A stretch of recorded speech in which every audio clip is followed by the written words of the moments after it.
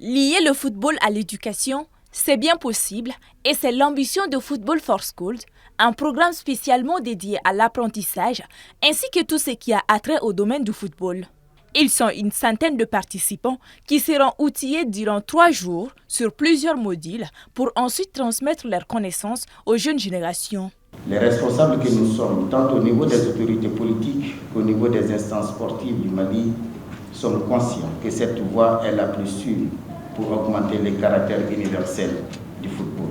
Nous osons espérer que ce premier festival ne sera pas un feu de paille, mais plutôt le début d'un processus qui mènera notre pays à créer des talents pour le bien du football national.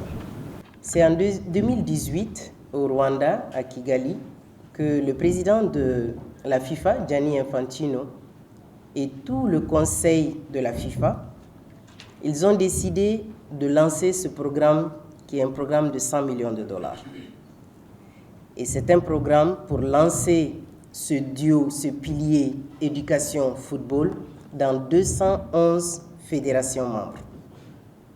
Et ces 211 fédérations membres, chacun doit appliquer au programme pour que le programme puisse se dérouler dans le pays et pour qu'il puisse faire partie.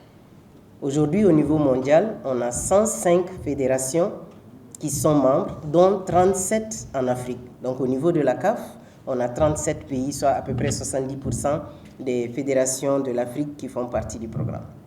Le Mali s'est dit honoré d'abriter cette première édition qui, espèrent les organisateurs, ne sera pas la dernière.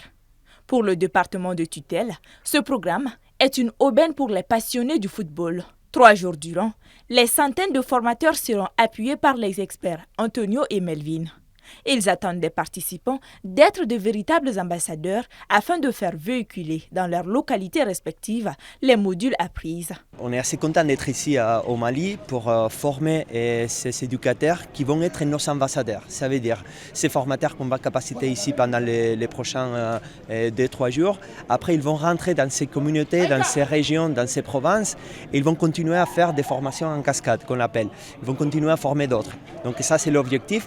Nous, on les soutient pour cette première capacitation et après ils vont continuer à développer d'autres. Pour rappel, ce sont des entraîneurs, des professeurs d'éducation physique qui prennent part à ces 3 jours de formation qui prendront fin le jeudi 18 janvier 2024.